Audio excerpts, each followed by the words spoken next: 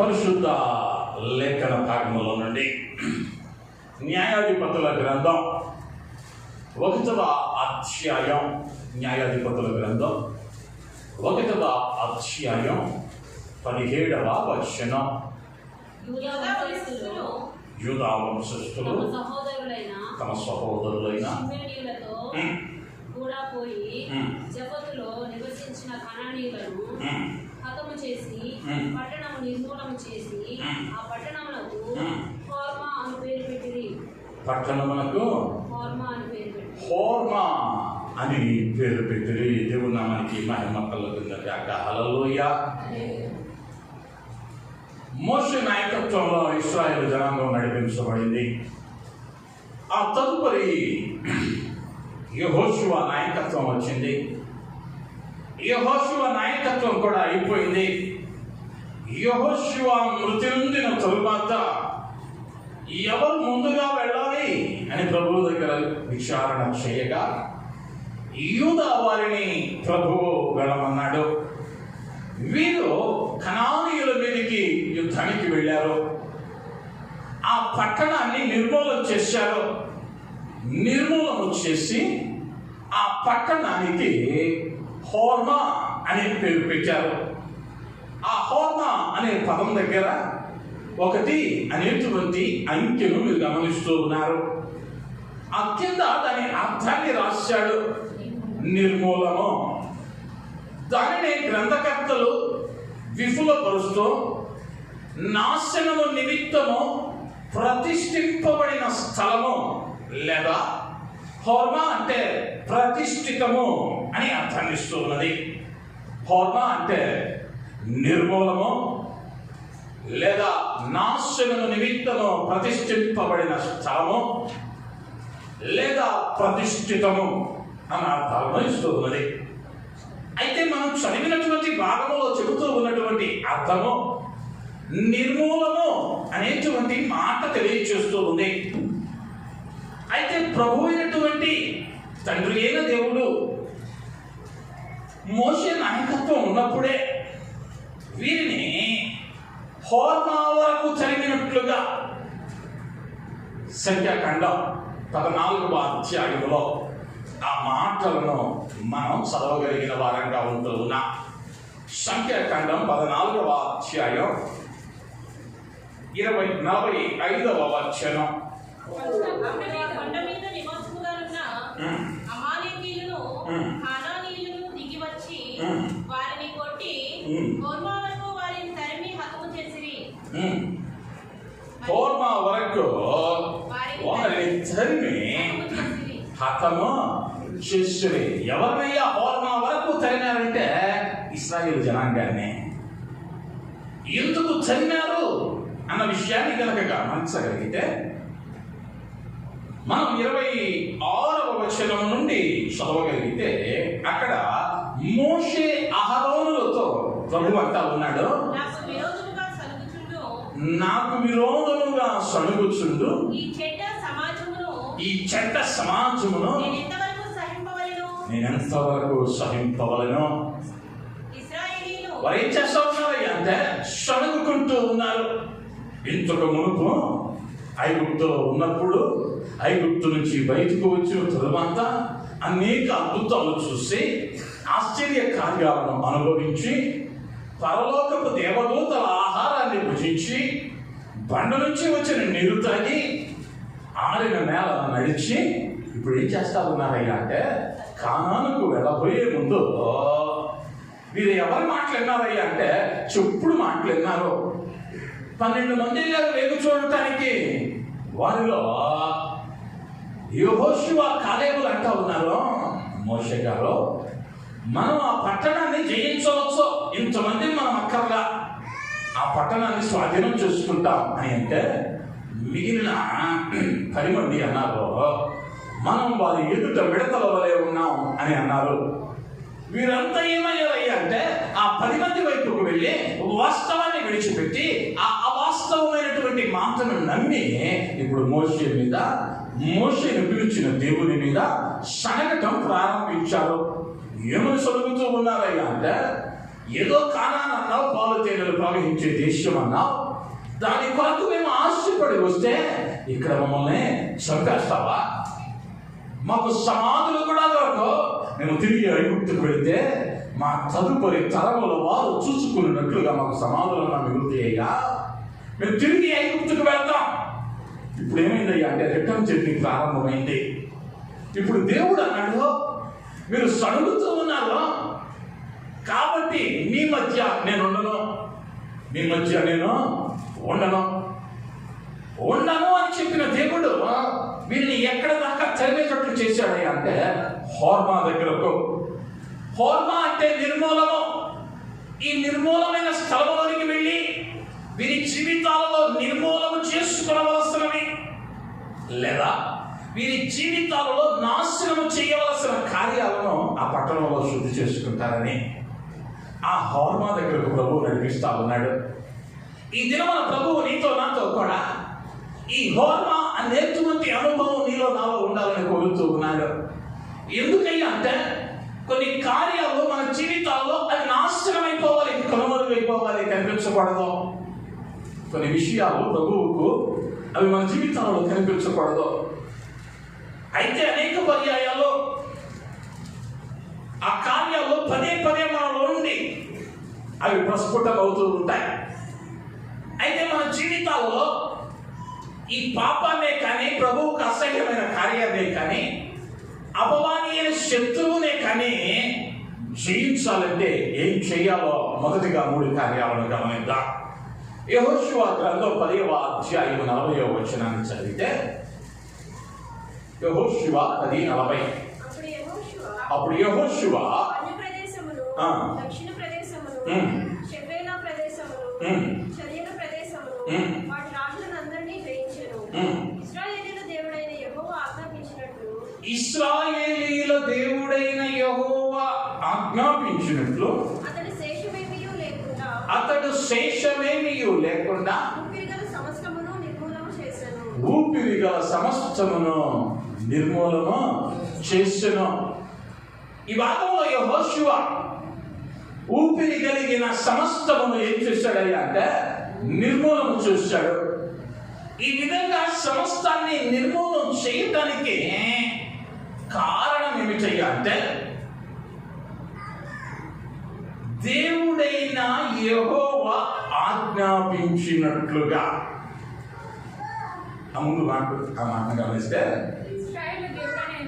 ఇశ్రాయేలీయుల దేవుడైన యెహోవా ఆజ్ఞాపించినట్లు. చాలా మదేవున్నా మనకి మహిమ కలుగుతుంది కాక. హల్లెలూయా. నీ జీవితంలో ఎదురవుతూ ఉన్నటువంటి శోధనను నిర్మూలం అవ్వాలన్నా, నీ సమస్యలు నిర్మూలమై కనుమరుగవ్వాలన్నా, నీ ఇబ్బందులు కొట్టివేయబడాలన్నా, అవి కనుచూపు మేరలో కనిపించకుండా ఉండాలి అంటే మొదటిగా ఏం చేయాలయ్యా అంటే ఇశ్రాయేలీయుల దేవుడైన యెహోవా ఆజ్ఞాపించినట్లు చేయాలి. యెహోషువ ఎవరయ్యా అంటే 40 లక్షల మందికి 2వ తరపు నాయకుడు. మొదటి తరపు నాయకుడు మోషే అయితే 2వ తరపు నాయకుడు యెహోషువ. ఇప్పుడు యెహోషువ అనుకోవచ్చా 40 లక్షల మంది వీళ్ళతో ఎవరితో దేవుడు మాట్లాడటం, నేనేం చెబితే అదే వాళ్ళకి భేదం ఇప్పుడు. కాబట్టి మళ్ళానే దేవుడి దగ్గరికి వెళ్తాం. నేనులే నా జ్ఞానాన్ని ఉపయోగిద్దాం. చేతి కింద 40 లక్షల మంది ఉన్నారు, మన ఇష్టం వచ్చినట్టు చేద్దాం అనుకోలే యెహోషువ. ఏం చేశాడయ్యా అంటే ఇశ్రాయేలీయుల దేవుడైన యెహోవా ఆజ్ఞాపించినట్లు చేశాడు. నీవైనా నేనైనా పరిశుద్ధ లేఖన భాగములో ఇశ్రాయేలీయుల దేవుడు పరిశుద్ధుడు పరిశుద్ధుడు అని కొనియాడబడుతూ ఉన్నటువంటి ఆ అతి పరిశుద్ధుడైన దేవుడు ఏదైతే నిన్ను చెయ్యమని ఆజ్ఞాపించాడో దాన్ని చెయ్యగలిగితే, దానిని చేస్తే ఏమవుతూ ఉన్నదయ్యా అంటే నీకెదురవుతూ ఉన్నటువంటి ప్రతి శత్రువు, నిన్ను ఇబ్బంది పెడుతూ ఉన్న ప్రతి కార్యము అది నిర్మూలమైపోయితే అది ఎన్నటికీ నీ కనిపించదో. దేవుని నామానికి మహిమ కలుగుతుంది కాక. హల్లెలూయా, హల్లెలూయా. అయితే మనం ఏం చేస్తా ఉన్నామయ్యా అంటే ఆయన ఆజ్ఞాపించిన ప్రకారం చేయలేకపోతా ఉన్నాం, నిర్మూలన చేయలేకపోతా ఉన్నామంటే ఆయన ఆజ్ఞాపించిన రీతిగా మనం చేయలేకపోతా ఉన్నాం. ఆయన ఆజ్ఞలు ఆది కాండము మొదలు ప్రకటన గ్రంథము వరకు అనేకమైన కార్యాలను ఆజ్ఞాపించాడు ఆయన. మీరు వీటిని తప్పక చేయాలి, తప్పక చేయాలి. ఇక దానిలో పొల్లైనను అక్షరమైనను మార్చడానికి లేదు. మార్చి ఒక ఆయన తిప్పలు తెచ్చుకున్నాడు. మోషే గారు ప్రభు స్పష్టంగా చెప్పాడు, ఎన్ని మాట్లాడు మోషే అన్నాడు. తొందరపడ్డాడు మోషే గారు, కర్రతో కొట్టాడు. నీళ్ళైతే వచ్చినాయి కానీ శిక్ష అయితే తప్పలా. ఆయన ఆజ్ఞాపించాడంటే తూచా తప్పక పాటించాలంటే. అతడు పరమభక్తుడైనా భక్తిహీనుడైనా నీ జీవితంలో నీ సమస్యలు నిర్మూలన అవ్వాలంటే, నీ ఇబ్బందులు కొట్టివేయబడాలంటే, నీ అప్పులు పోవాలంటే, నీ వ్యాధులు తొలగాలంటే, నీ కుటుంబ సమస్యలు సరిచేయబడాలి అంటే నువ్వేం చేయాలయ్యా? మొదటిగా అంటే ఇశ్రాయేలీయుల దేవుడైన యెహోవా ఆజ్ఞాపించినట్లుగా చేయాలి. అయితే అనేక పర్యాయాలలో చెయ్యాలి అని అంటాం కానీ చెయ్యకపోతా ఉంటాం. చెయ్యాలి అనుకుంటాం.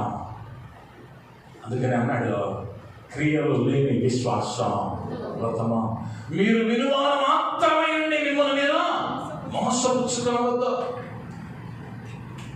మొదలుగా ఏం చేయాలయ్యా అంటే, జయించాలి అంటే ఆయన ఆజ్ఞలను బట్టి ఆయన ఆజ్ఞాపించిన విధంగా చేయాలి. రెండవదిగా గమనిస్తే కీర్తనల గ్రంథం 118వ అధ్యాయం 10 నుంచి 13 వచనాలు. నన్ను చుట్టుకొని ఉన్నారు, యెహోవా నామమును బట్టి నేను వారిని నిర్మూలన చేసేదను. నలుదిశలను వారు నన్ను చుట్టుకొని ఉన్నారు, యెహోవా నామమును బట్టి నేను వారిని నిర్మూలన చేసేదను. కందిరీగల వలె నా మీద ముసిరి ఉన్నారు, ఆరిపోకున్నట్లు వారు నశించిపోయి, యెహోవా నామమును బట్టి నేను వారిని నిర్మూలన చేసేదను. దేవుని నామానికి మహిమ కలుగును గాక. హల్లెలూయా. రెండవదిగా ఏముండాలయ్యా అంటే, నిర్మూలన చేయాలి అంటే అక్కడ యెహోవా నామం ఉండాలి. ఆయన నామము లేకుండా, యెహోవా యొక్క సహకారము లేకుండా ఏదియో జరిగించలేం, దేనిని నిర్మూలన చేయలేం. నీ ఆలోచన కానీ, నీ చదువు కానీ, నీ అందం కానీ, నీ ఐశ్వర్యం కానీ ఆయన లేకపోతే ఏమైందయ్యా అంటే గుండు సున్నా అయింది. ఆయన లేకపోతే ఎంత ఉన్నా అది సున్నానే. ఆయన గనక, ఆయన నామము గనక నీ జీవితంలో ఉంటే, ఈ మాట చెబుతూ ఉన్నది ఆ 3 వచనాల్లో 3 పర్యాయాలు అన్నాడు ఆయన. యెహోవా నామమును బట్టి నిర్మూలన చేసేదిని, యెహోవా నామమును బట్టి నిర్మూలన చేసేదిని, యెహోవా నామమును బట్టి నిర్మూలన చేసేదిని. ఈయన ఎవరయ్యా అంటే రాజు. రాజు కింద చప్పట్లు కొడితే పరిగెత్తుకుంటూ వస్తారు సేనాధిపతులు. వాళ్ళని వేసేసామంటే వేసేసి వస్తారు. ఆ దేశానికి యుద్ధానికి వెళ్ళమంటే వెళ్తారు. ఏది కావాలంటే అది తెస్తారు. కానీ ఈ దావీదుకి ఏది అనుభవం అయ్యా బాల్యము నుంచి అంటే యెహోవా నామము పేరట జరిగించడం మాత్రమే అలవాటు. కాబట్టి ఎన్నిసార్లు పడ్డాలేకోగలిగాడు. ఎంతమంది అణచాలని ప్రయత్నించినా, ఈ అణచడానికి ప్రయత్నించిన వారు నాశనమైపోయారే తప్ప ఈయన దినదినానికి అభివృద్ధి చెందిన వారిగా ఉంటున్నాడు. నీ జీవితంలో కార్యాలు నాశనం అవ్వాలి అంటే నీ జ్ఞానం కాదు. నీ జీవితంలో ఉన్నటువంటి ఇబ్బందులు నిర్మూలన కావాలంటే దేవుని నామమును బట్టి నువ్వు ముందుకు వెళ్ళాలి. ఆయన నామము నీ నోచునుంటే, అందుకనే నేను ఎప్పుడు బ్రతిమలాడేది వాక్యాన్ని చదవండి, అనుదినము కుటుంబంలో కలిసి ప్రార్థించండి. ఆ నామము నీ ఇంటనుంటే అది నీ ఇంటికి ఒక పెద్ద కోట, అది ఒక ఆశ్చర్యపురం. యోబుకు నాటిన కంచెని ఇంటికి నాటుతాడు నా దేవుడు. దానిలో అనుమానం లేదు. నేను చూసిన సాతాను అంటదే, రేవి నేర్పించలేకపోతున్నాను దేవా, వారి చుట్టూ కంచె నాటావయ్యా అని నిన్ను చూసి సాతానుడు చెప్పాలి. నిన్ను చూసి సాతానుడు చెప్పాలి. అలా చెప్పాలి అంటే ఏమవ్వాలయ్యా అంటే, యెహోవా నామమును బట్టి నువ్వు ప్రతి కార్యాన్ని చేయాలి. ప్రతి దానిలో కూడా ఆయన ముందుండాలి. మూడవదిగా యెహోషువ గ్రంథం 11వ అధ్యాయం 12వ వచనం. యెహోషువ గ్రంథం 11:12. ఆ రాజులందరినీ హతము చేసి వారి పట్టణములను పట్టుకుని కొల్లబెట్టెను. యెహోవా సేవకుడైన మోషే ఆజ్ఞాపించినట్లు అతడు వారిని నిర్మూలము చేసెను. దేవునామానికి మహిమ కలుగును గాక. హల్లెలూయా. మోషే కాలం అయిపోయింది, యెహోషువ చేతిలోకి వచ్చేసింది ఇశ్రాయేలీయుల యొక్క పరిపూర్ణమైన అధికారం.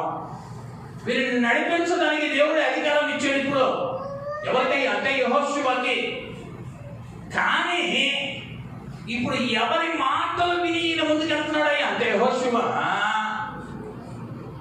దేవుని సేవకుడైన మోషే మాటిని దేవుడేమో నేరుగా నువ్వేనయ్యా నాయకుడు అన్నాడు. ఇప్పుడు నాయకుడు 40 లక్షల మందికి నాయకుడు. కానీ ఈయన ఇల్లు ఎవరు మాట్లాడుతున్నాడయ్యా అంటే, నాయకుడైనటువంటి లేదా సేవకుడైనటువంటి మోషే చెప్పినట్లుగా నడుచుకుంటూ ఉన్నాడు. సమస్తాన్ని నిర్మూలన చేస్తూ ఉన్నాడు. అనేక పర్యాయాల్లో సేవకుడు అని అనిన వెంటనే చాలా చులకనగా చూస్తాం. ఎందుకంటే అనుభవంలో నుండి చెబుతూ ఉన్నాను కాబట్టి. సమాజంలో కానీ తాను పనిచేస్తూ ఉన్న సంఘములో కూడా అనేక పర్యాయాల్లో సేవకుడు మాట నీవు ఎప్పుడైతే లోపడుతూ ఉన్నావో అప్పుడే నువ్వు సమస్తాన్ని నిర్మూలన చేయగలవు. యెహోషువ 40 లక్షల మందికి నాయకుడైనా ఎవరి మాంతయ్య విన్నాడు అంటే వాళ్ళ పెద్ద పాస్టర్ గారి దగ్గరికి వెళ్ళాడు.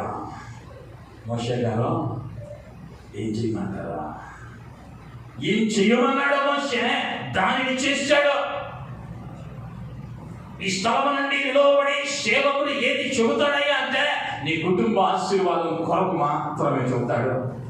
ఆ రోజున ప్రభువు నీతో మాట్లాడటాన్ని బట్టి, మాస్టర్ గారు నా మీద ఏదో పెట్టుకొని చెప్పాడంటే నేనేం చేయగలను? ఆయన మాట్లాడితే అడ్డుపడతాను. నేనెవడిని? మాట్లాడిన వాడు పరిశుద్ధాత్ముడు.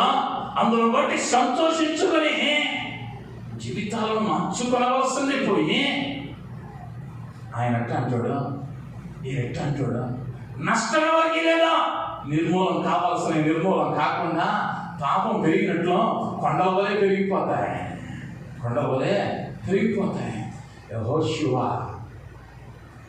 దేవుని సేవకుడైన మోషే మాటలు విన్నాడు, సమస్తాన్ని నిర్మూలన చేశాడు. ఏమి చేస్తే సమస్తాన్ని నిర్మూలన చేయగలమయ్యా అంటే, మన జీవితాలలో ఆటంకపరుస్తూ ఉన్న కార్యాలను మొదటిగా దేవుడు ఆజ్ఞాపించినట్లు చేయాలి. ఇక దానికి మనం సెకండ్ వర్షన్లో ట్రాన్స్లేషన్లో అక్కర్లా, దానికి ప్రత్యేకమైన పుస్తకం మరి ఒకటి అక్కర్లా. లేకపోతే అయ్యా మహాపండితుడైనటువంటి ఫలానా దైవజనుడు దాన్ని ఈ విధంగా కూడా చేయొచ్చు అన్నాడంటే ప్రభు ఆ విధంగానే రాసి ఉండేవాడు. కాబట్టి ప్రత్యామ్నాయాలు లేవు. ఆయన ఆజ్ఞాపించినది తూచా తప్పక ఎవరైనా పాటించాల్సిందే. అప్పుడు సమస్తాన్ని నాశనం చేయగలం. రెండవది, యెహోవా నామమును బట్టి ముందుకు వెళ్ళాలి. సమస్య ఎంతైనా, కష్టం ఎంతైనా, నువ్వు నిర్మూలన చేయబడవలసినది ఎంతదైనా యేసు నామమును బట్టి మనం ముందుకు వెళ్ళాలి. మూడవదిగా, సమస్తము నిర్మూలన చేయబడాలి అంటే ఏం చేయాలి అంటే దేవుని సేవకుని మాట చొప్పున చేయాలి.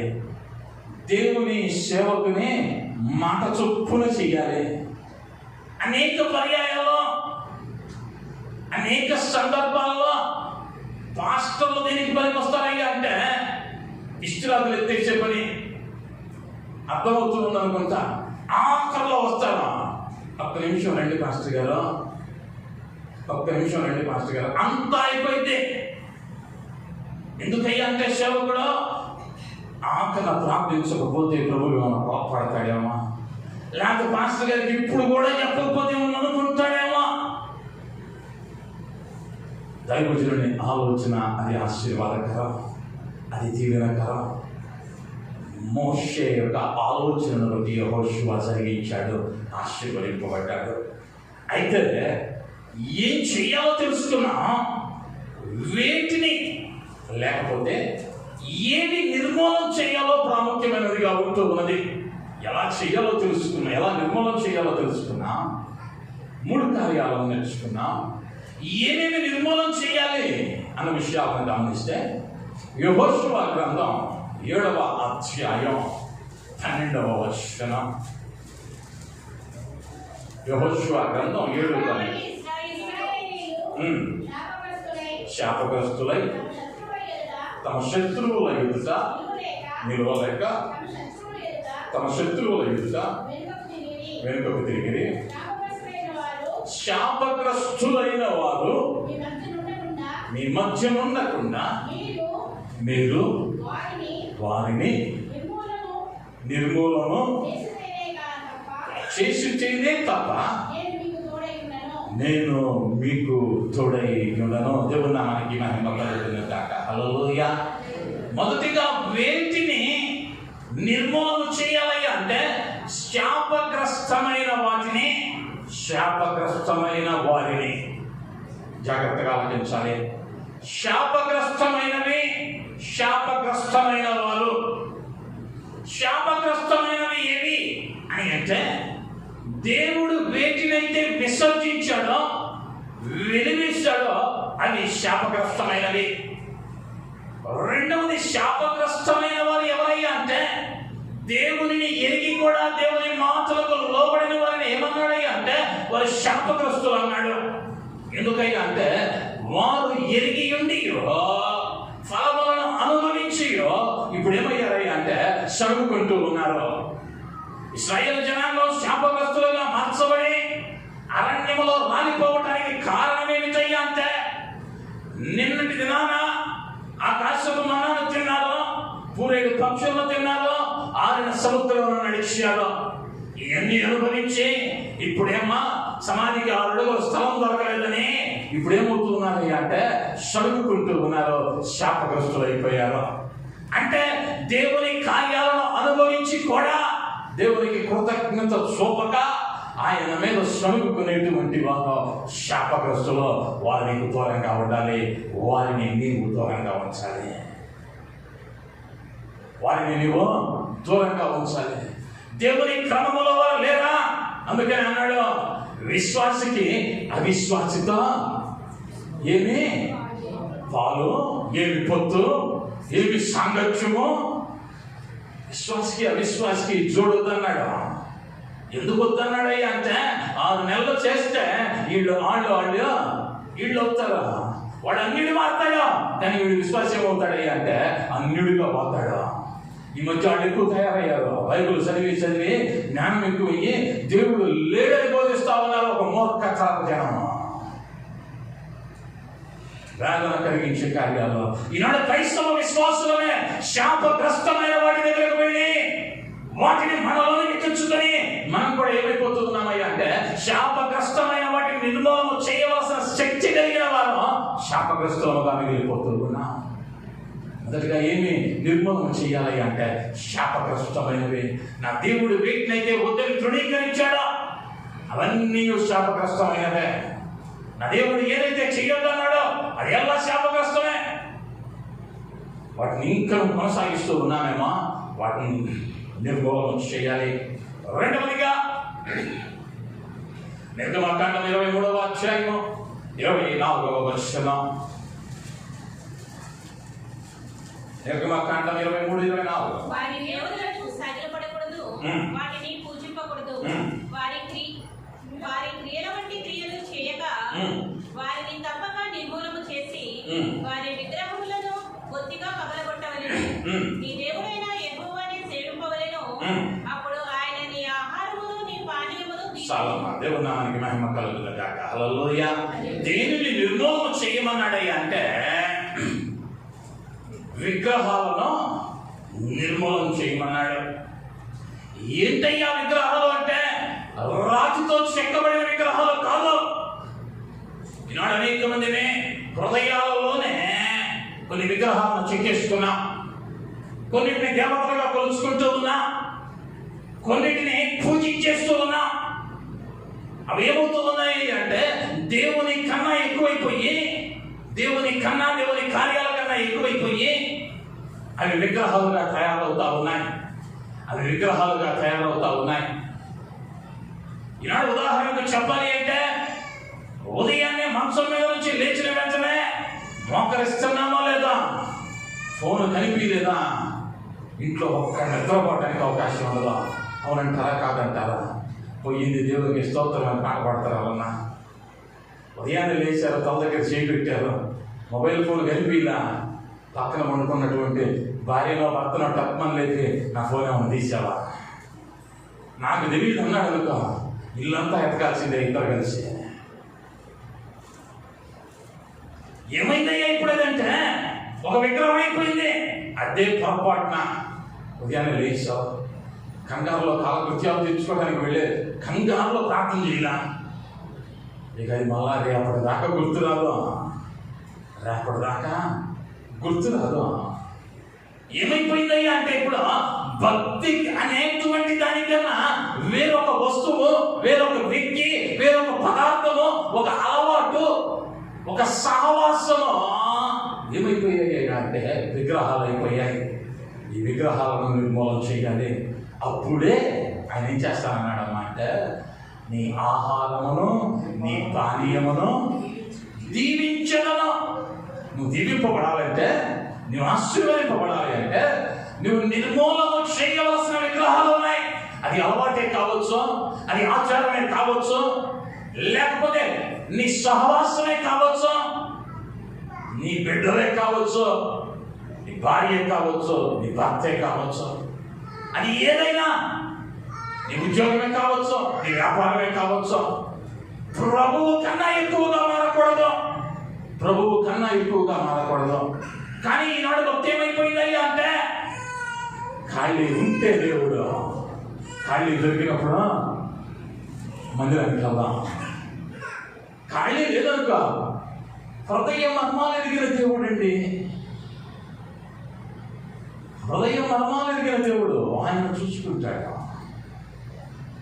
నిజమే, ఆయన హృదయం మర్మాలు ఎదిగిన దేవుడే. ఈరోజు దేవుని బట్టి ఆయన దూరం అవుతున్నావో దానినే ఒకరోజు తీసేసాడు అనుకో, అర్థమైంది అనుకుంటాను. ఈరోజు దేనిని బట్టి ఆయనకు దూరంగా నువ్వు జరుగుతున్నావో దానినే ఒకరోజు తీసేస్తాడు. ఆ రోజు ఏమవుతావయ్యా అంటే మందిరంలో కూర్చోవో, సాష్టాంగ పడతావు. ఆ రోజు కూర్చుని ఓపికండదు, మన సాగదు, చుట్టుముడుతూ ఉన్న సమస్యలకి అల్లాడిపోతా అయ్యా నన్ను కరుణించని బోర్లబడి ఆడబడుతున్నా. ఏమవుతూ ఉన్నామయ్యా అంటే విగ్రహాలను చేసుకుని వాటిలో విర్రవీగిపోతూ ఉన్నాం. ఆయన ప్రభు అంటా ఉన్నాడు అవి నిర్మూలం అవ్వాలి. నాకంటే మరి దీనికి నేను ఘనత చెల్లించకూడదు, దీనికి వంగకూడదు, నమస్కరించకూడదు, సాగిల పడకూడదు, పూజించకూడదు. నేను రోషం కలిగిన దేవుడిని. ఆయన కంటే అధికంగా ప్రేమించేటువంటి ఏ విగ్రహం ఉందో మనలో పరిశీలించుకోవాలి. మనం ఖాళీ దొరికినప్పుడు ప్రభు దగ్గరకు వస్తున్నామా, ఖాళీ చేసుకుని వస్తున్నామా? అమెరికా దేశంలో ఒక గొప్ప సైంటిస్ట్, ఆ వ్యక్తి పేరు జ్ఞాపకం రావటం లేదు, ఎన్నో అద్భుతాలను కనిపెట్టాడు. వాటన్నిటిని బట్టి అమెరికా ప్రధాని వారిని సన్మానించడానికి ఒక దినాన్ని నిర్ణయించారు, ఒక వేదికను ఏర్పాటు చేశారు. ప్రపంచ నలుమూల నుంచి మేధావులు వచ్చారు ఆయన సత్కరించడానికి. అయితే అదేమైందయ్యా అంటే ఆదివారం అయింది. ఈ సైంటిస్ట్ చెప్పాడు, అయ్యా ఆదివారం పెట్టారు, నేను రాకని కుదరదు. అయ్యా మీరంటే ఎట్ట, నువ్వే దానికి ముఖ్యం, ప్రపంచం అంతా నుంచి ఇంటర్నేషనల్ డెలిగేట్స్ వస్తా ఉన్నారు, నువ్వు రాకపోతే బాగోదయ్యా, దేశం పరువు పోయింది అన్నారు. సరే వస్తాను. అయితే నా మందిరంలో ఆరాధన 10 గంటలకి, నా మందిరంలో ఆరాధన 10 గంటలకి, 10 గంటల కన్నా ఒక్క నిమిషం అక్కడ నేను ఉండను అన్నాడు. సరేనయ్యా, 8కే ప్రారంభిస్తాం, 10 మీతో పని ముగించేస్తాం, మాట్లాడేవాళ్ళు ఉంటే ఏమైనా మాట్లాడతారన్నారా. సరే వేదిక ప్రారంభమైంది. ఈ సైంటిస్ట్ వచ్చేసాడు, క్రైస్తవుడు విశ్వాసే. 8కి కూర్చున్నాడు, చూస్తున్నాడు. ప్రపంచంలోని మేధావులైన నాయకులు అందరూ వచ్చారు, అంతర్జాతీయ నాయకులు. ఒకరి తర్వాత ఒకరు మాట్లాడుతున్నారు. వారి సందేశాలను మధ్యలో కట్ చేయలేదు. ఇల్లు ఎవడో ఆపలేడు. సమయం చూసుకుంటా ఉన్నాడు ఈయన. 10 అయిపోయింది. అమెరికా ప్రెసిడెంట్ లేడా, ప్రపంచ నాయకులు లేరా. లేచి తన బైబిల్ పెట్టుకుని మందిరానికి వెళ్ళిపోయాడు. ఆఖరికి తన సైంటిస్ట్ ముందుకు వచ్చినట్లయితే ఆయన సన్మానం చేస్తామంటే ఆడ లేడు. తర్వాత రోజు పిలిపించి అమెరికా ప్రధాని ఆయనతో మాట్లాడుతూ ఉన్నాడు. ఏమండి, మీ కొరకు మీటింగ్ పెడితే నిన్ను గౌరవపరచాలని, నిన్ను కనపరచాలని, నిన్ను హెచ్చించాలని మేము పెడితే మా పరువు తీసేవేదయ్యా అంటే, ఆయన అన్న మాట్లాడిందయ్యా అంటే, నాయన మీ అందరూ నన్ను తలుచుకోవటానికి ఎంతగా నన్ను హెచ్చించిన ఆయన అక్కడ ఉన్నాడయ్యా. ఆయన దగ్గరికి వెళ్ళలేదనుకో నన్ను మళ్ళా కిందకి తీసుకొస్తాడు. మళ్ళా నేను ఎక్కడికి వెళ్తానయ్యా అంటే మొదటికి వెళ్ళిపోతా, నాకు అది ఇష్టం లేదా. కాబట్టి మీరు పొగడ్తల కన్నా ఆయన పాదాల మీద పట్టడం నాకు ముఖ్యం. ఎవరయ్యా అంటే అనేకమైన వస్తువులను ప్రపంచ చరిత్రలో కనుక్కున్నటువంటి మేధావి అయినటువంటి శాస్త్రవేత్త. మనకు పొట్ట పొడిస్తే అక్షరం ఒక రాకపోయినా మనం వేసేటువంటి కార్యాలు, మనం చేసేటువంటి పద్ధతులు, మనం చెప్పేటువంటి సాకులు సాతాను గడి ఆశ్చర్యపోతాడు. కొన్నిసారి పర్యాయాలు అబ్బో వీళ్ళెవరో నాకు గురువులు కదా తట్టున్నారే అని. నిజమంటారా కాదంటారా? వాడికి కూడా రావేమో అనే ఆలోచనలో మనకు వచ్చేస్తూ ఉంటాయి. ఎందుకయ్యా అంటే మనం నేర్చుకోవాల్సింది నేర్చుకోకుండా వ్యర్థమైన విగ్రహాలు తెచ్చుకొని వాటిలో పిహెచ్డీ చేసేస్తున్నాం. నేర్చుకోవాల్సింది ఏందయ్యా అంటే విగ్రహం ఎక్కడుందో గుర్తుంచుకో. నీ జీవితంలో దేనికి ప్రాముఖ్యత ఇస్తా ఉన్నావు? దేవుని కన్నా ఎక్కువగా. నా మాటలు నొప్పించిన తప్పదు. మాట్లాడేవాడు పరిశుద్ధాత్మను మాత్రమే. హల్లెలూయా, హల్లెలూయా, హల్లెలూయా. ఆ పరిశుద్ధాత్ముడు ఇక్కడ క్రియ జరిగించకపోతే నేను ఎప్పుడో కట్టు బట్టలతో వెళ్ళిపోయేవాడిని. దానిలో ఎటువంటి సంకోచం లేదా. అయ్యా నేను చెబుతూ ఉన్నా, మీరేమైనా అనుకోవచ్చు.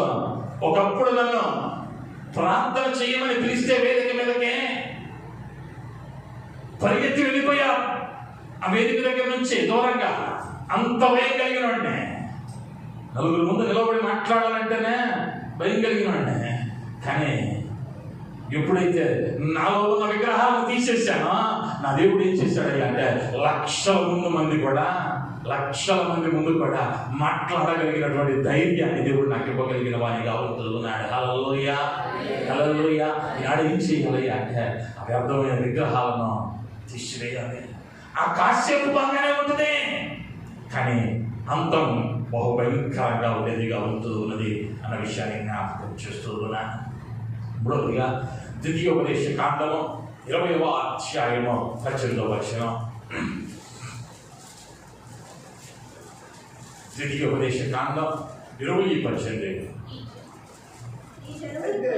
నీ దేవుడైన యెహోవా స్వాస్థ్యముగా నీకు ఇచ్చుచున్న ఈ జనముల పొరములలో. ద్వితీయోపదేశ కాండము 20:18.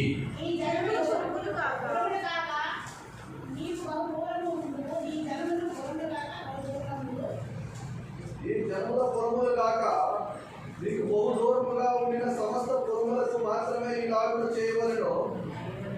నీ దేవుడైన యెహోవాకు విరోధముగా పాపం చేయకు. ఎన్నో వచనమయ్యా?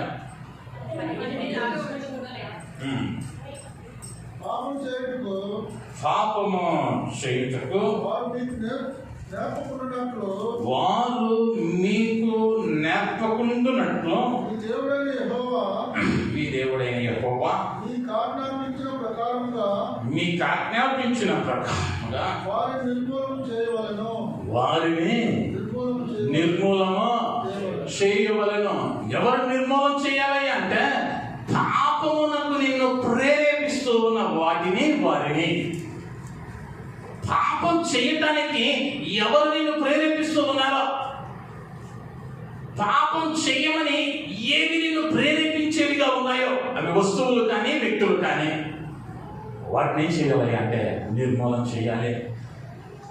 నువ్వు ఎప్పుడైతే పరిశుద్ధంగా ఉన్నావు అనుకుంటావో అప్పుడే తగలడతారు స్నేహితులు. ఈ ఒక్కసారికి వెళ్ళొస్తే ఏం కాదులేరా, ఈ ఒక్కసారి చూసొస్తే ఏం కాదులే, స్నేహితులు వాళ్ళు కూడా తయారవుతారా, ఈ ఒక్కసారికి మాట్లాడి ఏం కాదులే, ఈ ఒక్కసారికి వెళ్ళొద్దాం ఏం కాదులే.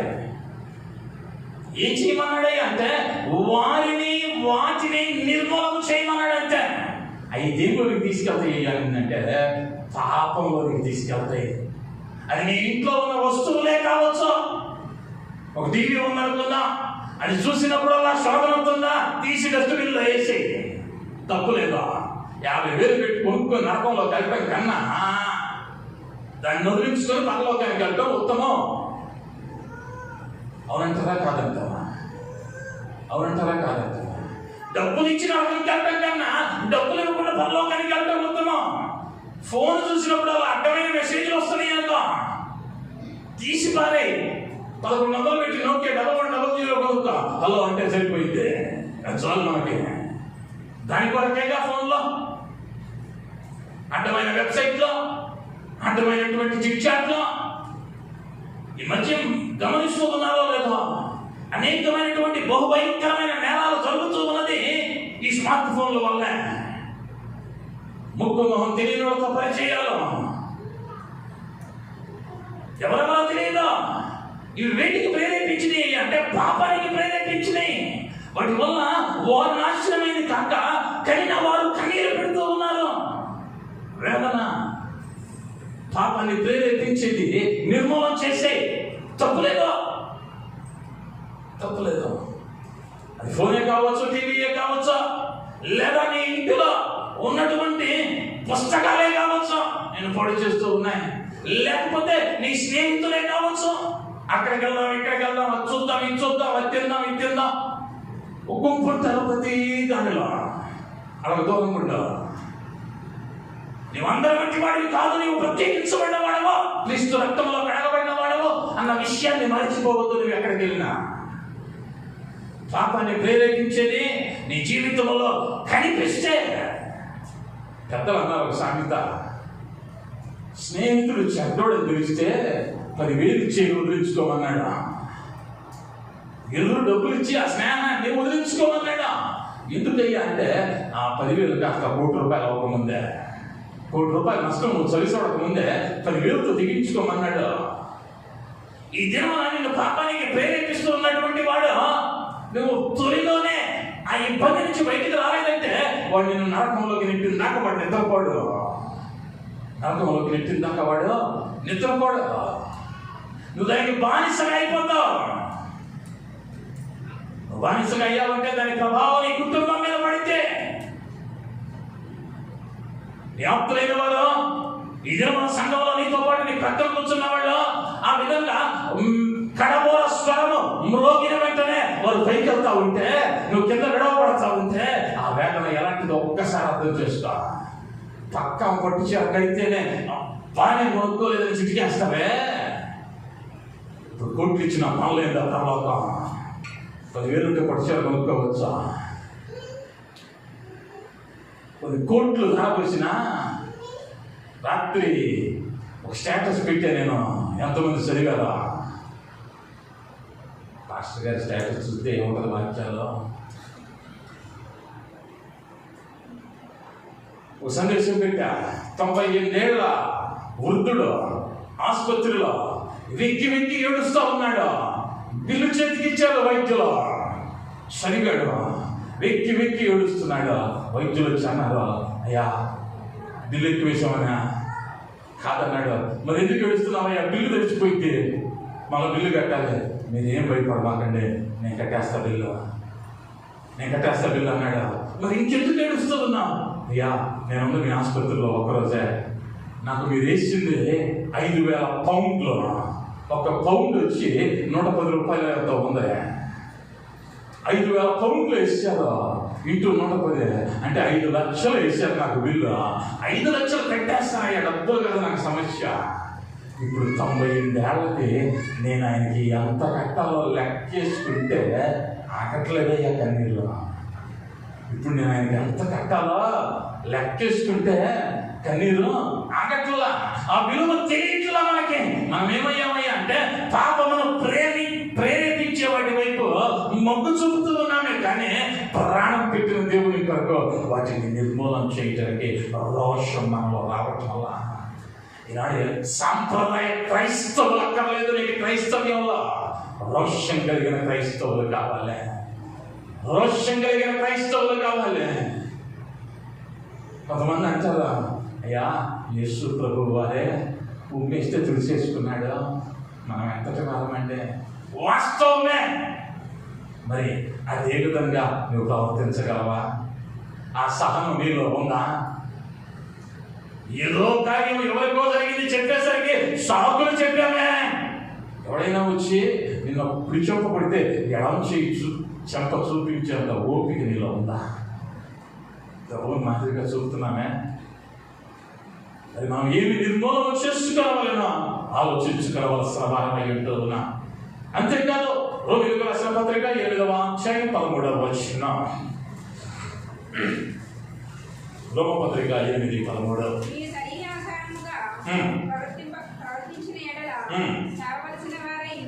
సావవలసిన వారై ఉందురు కానీ ఆత్మచేత శరీర క్రియలను చంపిన ఎడల జీవించదు. దేవుని నామానికి మహిమ కలుగుతుంది కాక.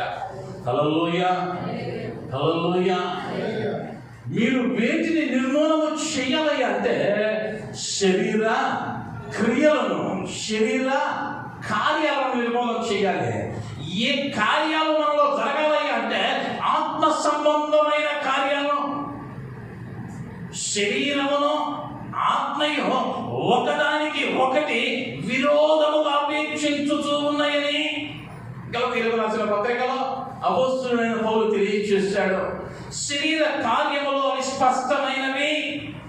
అవేమనగా జారత్వము, అపవిత్రత, కాముకత్వము, విగ్రహారాధన,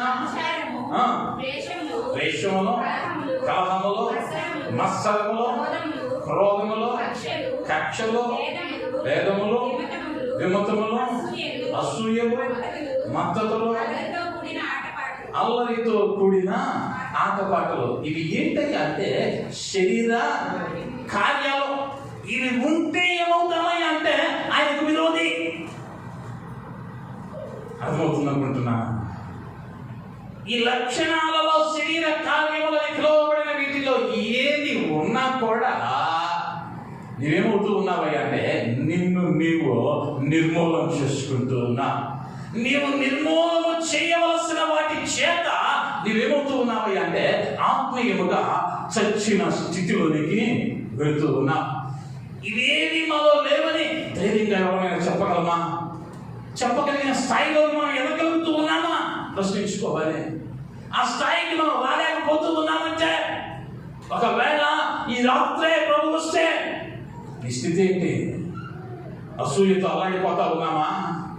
వాళ్ళు అది కోరుకుంటున్నారు, వీళ్ళు ఇది కోరుకుంటున్నారు, వాళ్ళు అది కట్టుకుంటున్నారు, వీళ్ళు ఇది కట్టుకుంటున్నారు, వాళ్ళు ఆ ఉద్యోగం చేస్తున్నారు, వీళ్ళు ఈ ఉద్యోగం చేస్తున్నారు, అసూయ కడుపుమంట. లేదా వాడు నన్ను పిలవలేదన్న పగ, నాకు కట్టలేదన్న పగ, నాకు అన్నింటి సాకులు కాదు. చూడకపోయినా తప్పే, చూసినా తప్పే, చూసినా తప్పే, చూడకపోయినా తప్పే. అనేక పర్యాయాలు అల్లరితో కూడిన ఆటపాటలు, అనేకమైన కార్యాలు మనం ఏం చేస్తా ఉన్నాయి అంటే దేవుడి నుంచి దూరం చేసేస్తా ఉన్నాయి, నరకానికి దగ్గర చేసేస్తా ఉన్నాయి. ఇవేమవ్వాలి అంటే శరీర కార్యములు, శరీర క్రియలు నిర్మూలన చేయబడాలి. అవి నిర్మూలమవ్వంత వరకు ఆయన ఏం చేశాడు అంటే మిమ్మల్ని నేను వదిలేశాను, ఇక మీ మధ్య నేను ఉండను. మీరేమవబోతూ ఉన్నారయ్యా అంటే హోర్మా వరకు తెరవబడి ఆ హోర్మాలో మీలో నిర్మూలన కావలసిన వాటిని నిర్మూలన చేసుకుంటే మళ్ళా నేను మీ మధ్యకి వస్తాను. అవి నిర్మూలమయ్యేంత వరకు కూడా నేనేమవునయ్యా అంటే మీ మధ్యకు రాను. నీ స్వభావం మారేంత వరకు, నీ అలవాట్లు మారేంత వరకు, నీ పద్ధతులు మారేంత వరకు ఆయన నీ యుద్ధకు రాడు. ఆయన నీ యుద్ధకు రాలేదంటే ఆశీర్వాదమా లేదు. ఎందుకయ్యా అంటే ఆశీర్వాదమునకు కర్త ఆయనే. ఒకరిని హెచ్చించువాడును, ఒకరిని తగ్గించువాడును ఆయన మాత్రమే అయి ఉన్నాడు. మరి ఎవరికి నీ అధికారం ఈ ప్రపంచమందు లేదు అన్న మాటను ఖచ్చితంగా నేను చెప్పగలను. అయితే మంచిదండి, చేస్తే ఆశీర్వాదం అన్నారు, చెయ్యకపోతే ఏంటి? వీటిని నిర్మూలన చేయకపోతే, వీటిని పాటించకపోతే, వీటిని ఆచరించకపోతే జరిగేది ఏంటి అన్న విషయాన్ని కూడా తెలుసుకోవాలి. ద్వితీయోపదేశకాండం 13వ అధ్యాయం 18వ వచనం. 13:18.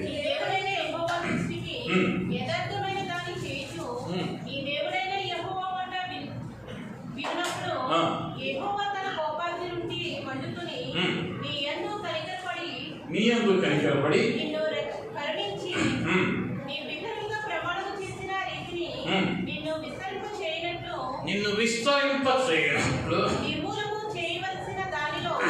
నిర్మూలము చేయవలసిన దానిలో కొంచెమైనను నీ యొద్ద ఉంచుకొనకూడదు.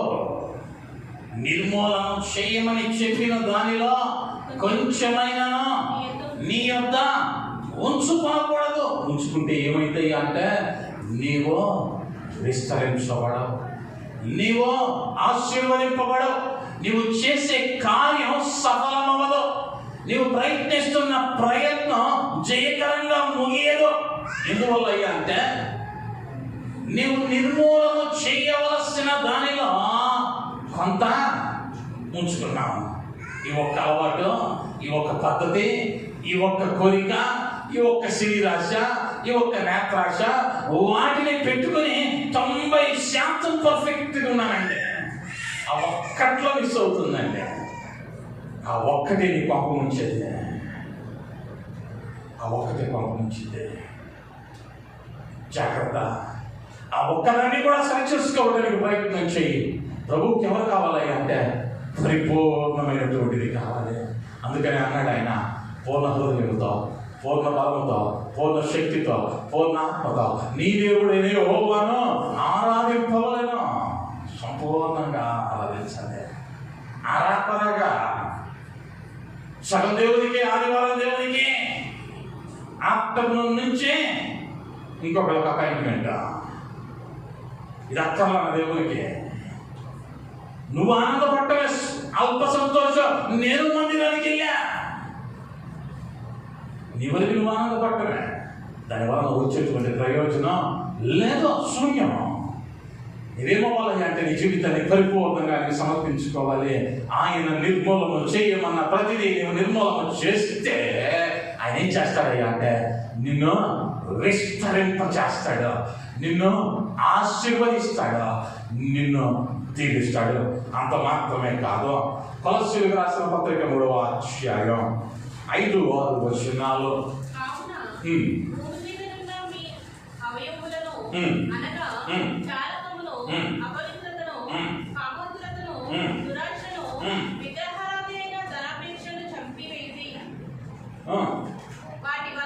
వాటి వలన దేవుని ఉగ్రత అవిధేయుల మీదికి వచ్చును. వేటినైతే దేవుడు చంపేయమన్నాడో, నిర్మూలన చేయమన్నాడో, నేత్రాశ, శరీర క్రియలు, ధనాశ, వీటిని నిర్మూలన చేయక అవిధేయునిగా ఉంటే ఆయన ఏమన్నాడయ్యా అంటే శాపగ్రస్తుడు, లేకపోతే దేవుని ఉగ్రత వాని మీదకి వచ్చును. దేవుని ఉగ్రత అంటే నీ మీద మీ ఆయన కోపపడ్డట్టు కాదు, మీ ఆయన మీద నువ్వు కోపపడ్డట్టు కాదు. ఆ ఉగ్రత ఎలా ఉంటుందయ్యా అంటే, నోవహు దినాల్లో ఉగ్రత వచ్చిందే. భూమి మీద ఒక్క నరుడు, ఒక్క జీవరాశి, ఒక్క వృక్షము కూడా బ్రతకల. ఆయన కోపం రగులుకుంటే ఏమైందయ్యా అంటే ప్రపంచమే నష్టమైపోయింది. సొదొమ గొమొర్రా పట్టణాల మీద ప్రభువు కోపాగ్ని రగులుతుంది. పట్టణం మీద అగ్ని గంధకాలు కురిపింపబడ్డాయి. అననీయ సప్పేరాల మీద మందిరంలో ప్రభువు కోపం రగులుతుంది. అక్కడనే పడి చచ్చిపోయారు. ప్రభువు కోపము రగులుకుంటే ఇశ్రాయేలు జనాంగం ఆ యొక్క ఎడారిలో రాలిపోతారన్నాడు. ఎవరిని చచ్చిపోయే వాళ్ళని రాలిపోతారన్నారు, చచ్చిపోతారనాలి. రాలిపోయేటువంటి మాట ఆకులకు పండ్లకు మాత్రమే వాడతాం. ఎక్కడ చెట్టుకు సమాని కట్టినట్టుగా చరిత్రలో ఎక్కడా లేదు. జంతువు కన్నా కట్టారేమో కానీ. అంటే వీళ్ళ పరిస్థితి ఏంటయ్యా అంటే దిక్కులేని సాగులు. వీరిని పాతి పెట్టడానికి లేరు, సమాధి కట్టడానికి లేరు. వీరి తర్వాత తరముల వారికి మీ తాంతగారి సమాధానం చెప్పుకోవడానికి దిక్కు కూడా లేదు. అంతటి దౌర్భాగ్యమైన మరణాలలోకి నెట్టబడ్డారు.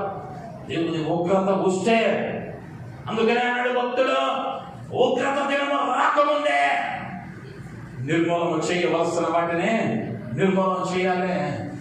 వర్షం పడటం ప్రారంభమైంది. ఇప్పుడు వచ్చి కొడతా ఉన్నారు వాడ తలుపులో. నోవా నోవా తప్పైపోయిందయ్యా, తలుపుది ఇక లాభం లేదు. ఉగ్రత ప్రారంభమైంది. సొదొమ గొమొర్రా పట్టణాల మీద ఆలస్యమవుతూ ఉన్నది. దేవదూత లోతు కుటుంబాన్ని లాక్కొని వెళ్ళిపోయింది. అగ్ని గంధకాలు పడతా ఉంటే వారు వేసిన కేకలు ఆకాశానికి అంటుంటాయి. ఆ వేదనకరమైన స్థితి నీకు నాకు రాకముందే, ఆరోగ్యం ఉన్నప్పుడే, ఆయుష్ ఉన్నప్పుడే నీ సృష్టికర్తను స్మరణకు తెచ్చుకుంటాం. నీ జీవితంలో నిర్మూలన చేయవలసిన కార్యాలు శాపగ్రస్తమైనవి ఏమైనా ఉన్నాయేమో నిర్మూలన చేయాలి. విగ్రహాలు ఏమైనా ఉన్నాయేమో నిర్మూలన చేయాలి. శరీర క్రియలు నిర్మూలన చేయాలి. పాపాన్ని ప్రేరేపించే వ్యక్తులను నిర్మూలన చేయాలి. చేస్తే ఆయన నిన్ను విస్తరింప చేస్తాడు. నిన్ను నన్ను హోర్మాలో నుండి తిరిగి కానానుకు నడిపిస్తాడు. ఈసారి వెళ్ళేది కానానుకు కాదు, పరమ కానానుకు వెళ్ళబోతా ఉన్నాం. అక్కడ అంత బంగారు, వీధులో మణులు, మాణిక్యాలు, వజ్రాలు, వైడూర్యాలు పొదిగినటువంటి ఆ సుందరమైనటువంటి గృహాలలో నిత్యము కోట్లాది మంది దూతల మధ్యలో వారు గాన ప్రతిగానములు చేయుచూ ఉండగా ఆకలి దప్పులు లేనటువంటి రాజ్యం. ఏం కట్టుకుందాం, ఏం తిందామన్న బాధ లేదు అక్కడ. ఎప్పుడు చూసినా హల్లెలూయా, స్తుతి మహిమ ఎల్లప్పుడూ ఆయనకే అంటూ ఆయన స్తుతించడమే ఆ పరదేశంలో భాగ్యం. మరి శాపగ్రస్తమైనవి విగ్రహాలు లేదా పాపాన్ని ప్రేరేపిస్తూ ఉన్నవి శరీర కార్యాలను పెట్టుకుని నరకంలోనికి ఈడ్చబడి, అయ్యా మా పాస్టర్ గారిని పంపించి చిటికి నీళ్ళతో నీళ్లు, లేకపోతే మా ఆయన్ని పంపించి చిటికి నీళ్ళతో నీళ్లు, మా ఆవిడ్ని పంపించి నీటిలో ఏలు ముంచి ఒక్క చొక్క ధనవంతుడు వలే అడుక్కునే స్థితిలోకి వెళ్ళి ఏడుస్తూ కడగొప్పలు పెడుతూ రొమ్ము బాదుకుని ప్రణాపించిన తరువాత ప్రయోజనం లేదు. పరిశుద్ధాత్ముడు మనల్ని హెచ్చరిస్తూ ఉన్నది. ఆ హోమ అనుభవంలో నుండి నిర్మూలన చేయబడవలసిన కార్యాలను నిర్మూలన చేసుకోగలిగితే, పెద్దలు అన్నారు, దీపం ఉండగానే ఇల్లు చక్కబెట్టుకో, ప్రాణం ఉండగానే ప్రభుని స్మరణ తెచ్చుకో. దీపం ఉన్నప్పుడు ఇల్లు సర్దుకోవాలి, చీకట్లో సర్దావా అంతా తారుమారే. ప్రాణం ఉన్నప్పుడే ప్రభుని స్మరణ తెచ్చుకో. పాతి కట్టబడిన తరువాత అవకాశమా లేదు. ఈ ఆత్మ అది దయచేసిన దేవుని దగ్గరకు ఎప్పుడు వెళ్ళిద్దో ఎవడో ఎరగడో. ఇప్పుడు ఆరోగ్యం ఉందలే, ఇప్పుడు ఆయుష్ ఉందలే, ఇంకా 30 ఏగా, ఇంకా 40 ఏగా, ఇంకా 50 ఏగా, ఇంకో 10 ఏళ్ళు అయ్యి అనుకుంటావేమో. 10 సెకండ్లు బతకాలన్నా ఆయన చల్లని చూపు కావాలి. కాబట్టి వాయిదా వేయొద్దు, నిర్లక్ష్యం చేయొద్దు. నిర్మూలన చేయవలసిన వాటిని నిర్మూలన చేసి ప్రభువుకి జీవితాలను అప్పగిద్దాం. ఆయన మనల్ని ఆశీర్వదించి విస్తరింపచేసేటువంటి దేవుడు అయి ఉంటూ ఉన్నాడు. ఆయన చేతులకు అప్పగించుకుంటూ అటు జ్ఞానమును, ధన్యతను మాకు దయచేయమని తలలో ఉంచుదాం. చిన్న ప్రార్థన. కృపగలిగిన మా యేసయ్య, అయా ఉదయకాలం మనలో హోర్మా నేర్చుకుంటే అనుభవం గుండా అయా నిరాశుని ద్వారా పరిశుద్ధాత్ముడా నాతో మాతో అందరితో మాట్లాడినందుకు వందనాలు.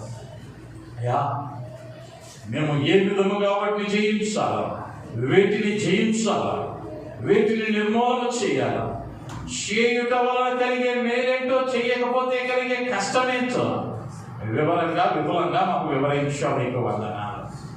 మేము నాయన ఈ హోర్మా అనుభవంలో నుండి ముందుకు వెళ్ళేటువంటి కృపనివ్వమని, హోర్మా అనగా నిర్మూలము అన్నాం. మేము నిర్మూలన చేయవలసిన వాటిని నిర్మూలన చేయగలిగినటువంటి శక్తిని, జ్ఞానాన్ని ప్రతి ఒక్కరికి దయచేసి దీవించి ఆశీర్వదించున్నాను. యేసు నామములో అడుగుతున్నాను తండ్రి. ఆమేన్.